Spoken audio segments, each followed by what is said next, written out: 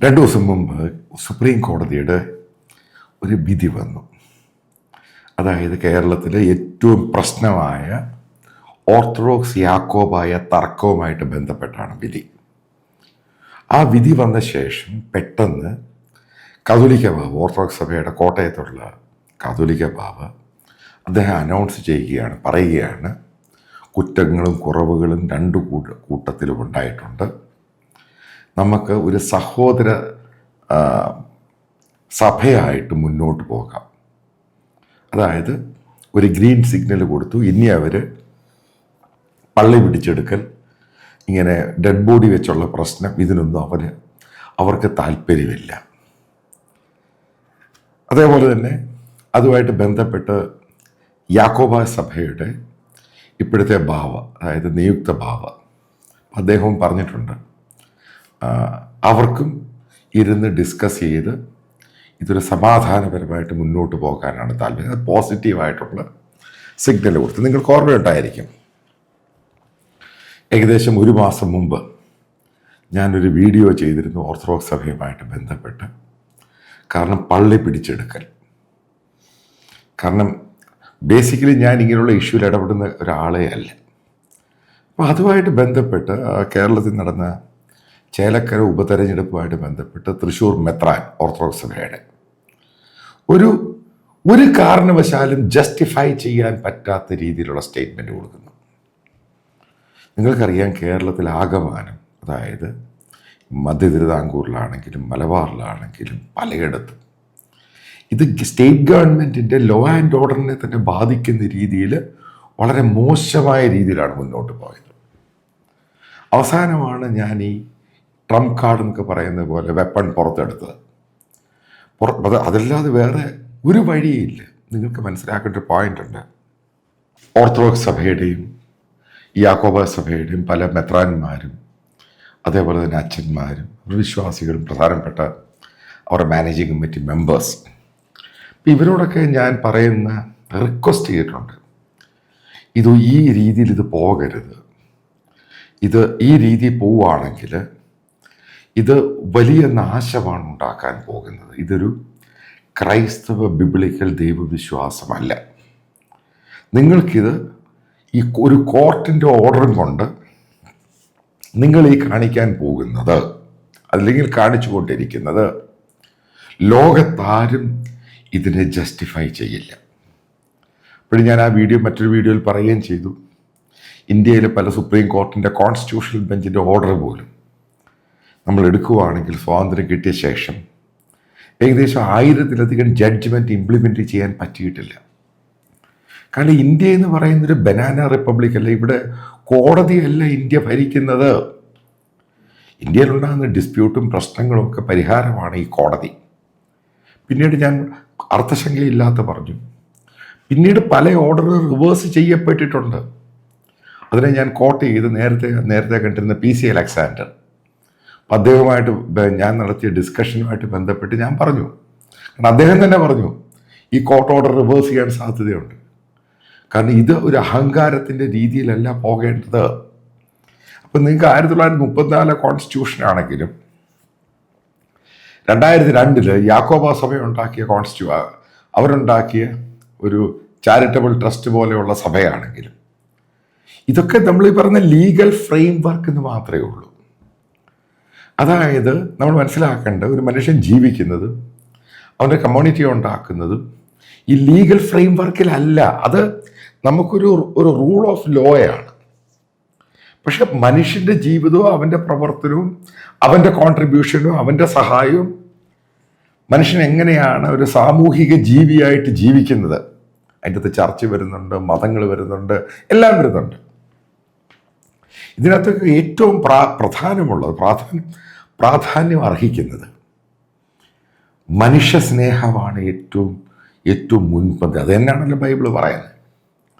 അപ്പം ഇതിനെയെല്ലാം ബ്രേക്ക് ചെയ്ത് ഒരു കാരണവശാലും ജസ്റ്റിഫൈ ചെയ്യാൻ പറ്റാത്ത രീതിയിൽ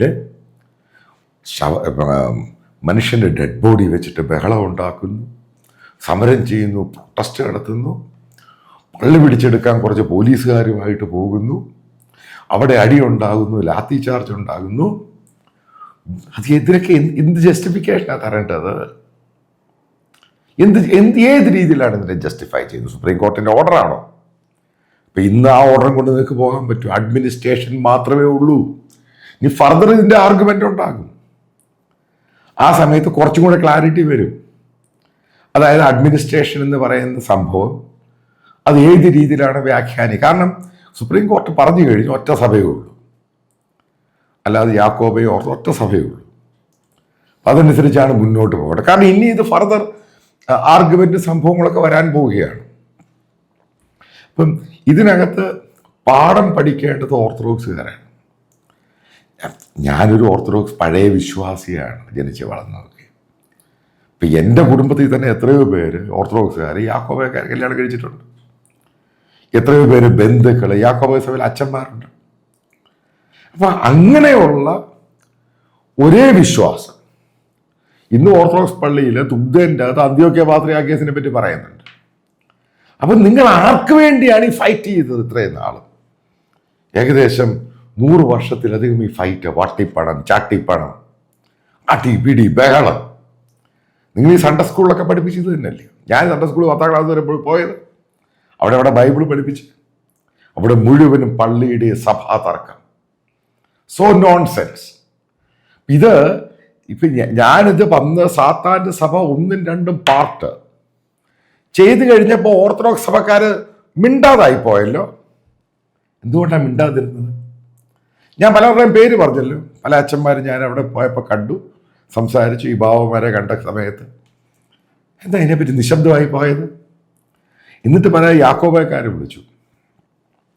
അവരോട് പറഞ്ഞ ഒറ്റ കാര്യമേ ഉള്ളൂ, എനിക്ക് ഓർത്തഡോക്സ് സഭ തകർക്കുവാനോ യാക്കോബ സഭ തകർക്കുവാനോ അതേപോലെ മുസ്ലിം മതം തകർക്കുക എനിക്ക് താല്പര്യമേ ഇല്ല.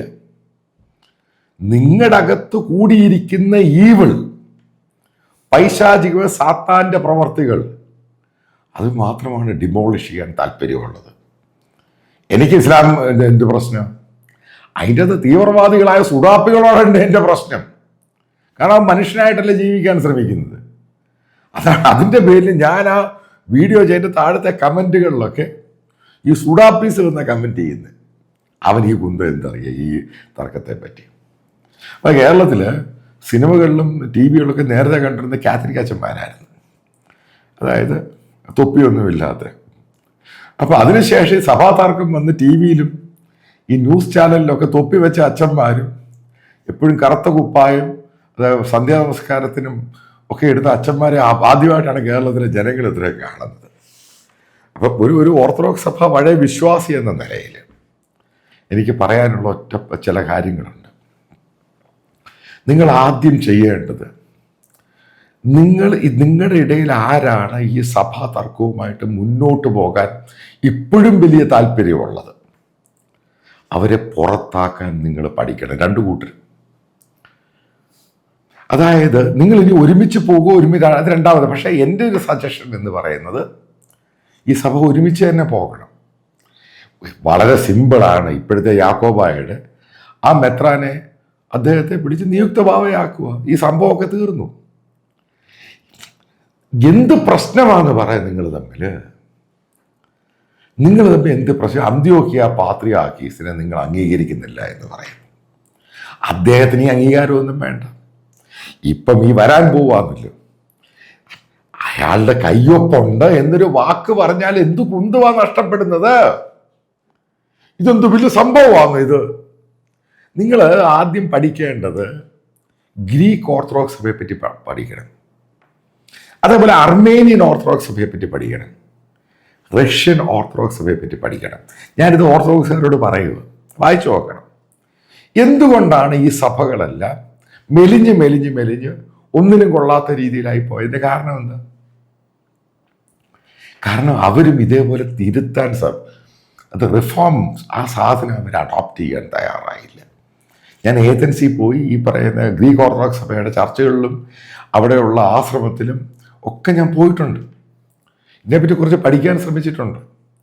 അപ്പം നിങ്ങൾ ഒരുമിച്ച് നിൽക്കുകയും, അതായത് ബൈബിളിൽ കൂടെയുള്ള കൂടുതൽ കാര്യങ്ങൾ പഠിപ്പിക്കാതെ സഭയുമായിട്ടുള്ള പ്രശ്നങ്ങളും തർക്കങ്ങളും മാറ്റി വെച്ചിട്ട്, അതായത് നിങ്ങൾ റിഫോംസിലോട്ട് പോവുകയും ഒരുമിച്ച് നിന്ന് മുന്നോട്ട് പോവുകയും ചെയ്തു കഴിഞ്ഞാൽ എന്ത് പ്രശ്നമാണ്?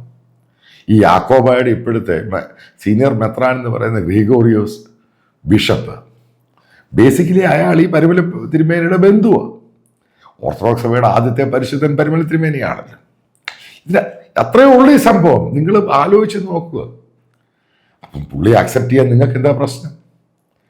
നിങ്ങളുടെ ഓർത്തഡോക്സ് സഭയുടെ വിശുദ്ധ കുർബാനയ്ക്കകത്ത് ഈ പറയുന്ന ദുബ്ദയിലൊക്കെ പാത്രിയാർക്കീസ് ബാബയെ പറ്റി പറയുന്നുണ്ട്.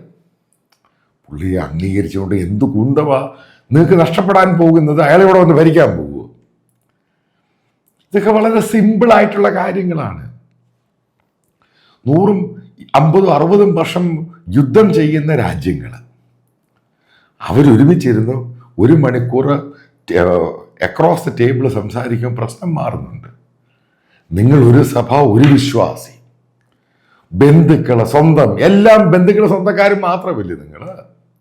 അപ്പം നിങ്ങൾക്കിരുന്ന് സംസാരിച്ചാൽ തീരാത്ത എന്തു കുന്തം അതിൻ്റെ അകത്തുള്ളത്? എന്ത് സാധനമുള്ളത്? പിന്നെ ചില കാര്യങ്ങൾ ഓർത്തഡോക്സുകാരോട് ഞാൻ ചോദിക്കുക. കാരണം ഇതൊക്കെ ഞാൻ നേരിട്ട് പോയി കണ്ടത്, മറ്റുള്ളവർ പറഞ്ഞു തന്നൊന്നുമല്ല. അതായത് കോതമംഗലം പള്ളി, അവിടെ ഹൈന്ദവരും ക്രൈസ്തവരും മുസ്ലിങ്ങൾ വരെ വരുന്നൊരു പള്ളി ഞാൻ കണ്ടത് നേരിട്ട് പോയി. ആ പള്ളിയിൽ ആകെയുള്ള 5, 6, 10, 12 ഓർത്തഡോക്സുകാരുള്ളൂ. കാരണം ഹ്യൂജ് പള്ളിയാണ്, ഇഷ്ടംപോലെ ആൾക്കാർ മെമ്പേഴ്സായിട്ടുള്ള പള്ളിയാണ്. അത് കയറി പിടിക്കാൻ പോകാൻ നിൻ്റെയൊക്കെ തലയ്ക്കകത്ത് ഭ്രാന്താണ്.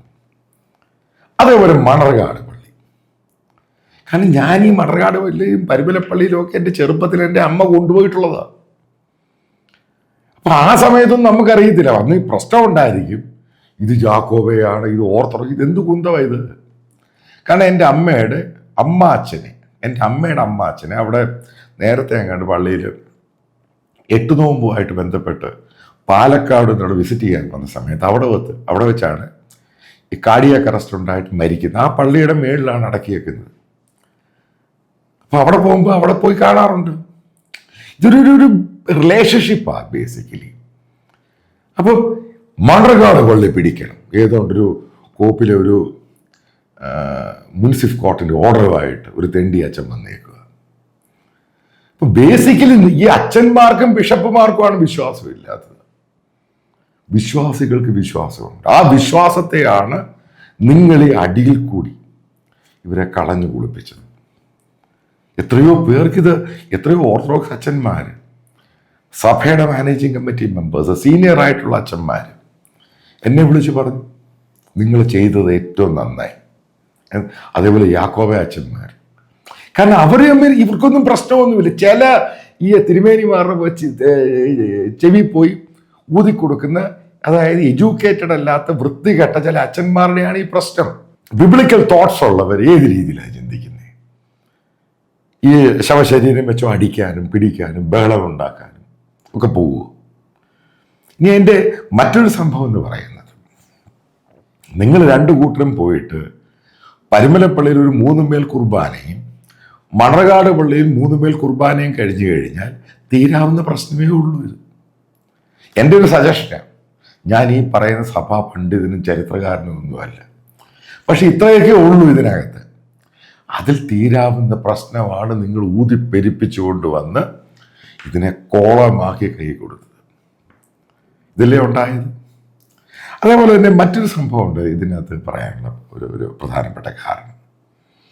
നിങ്ങളുടെ അടി കൊണ്ട് ബേസിക്കലി ഇവിടെ ഗുണം ചെയ്തത് ഇവിടെ കേരളം ഭരിച്ച പൊളിറ്റിക്കൽ പാർട്ടികൾക്കാണ്.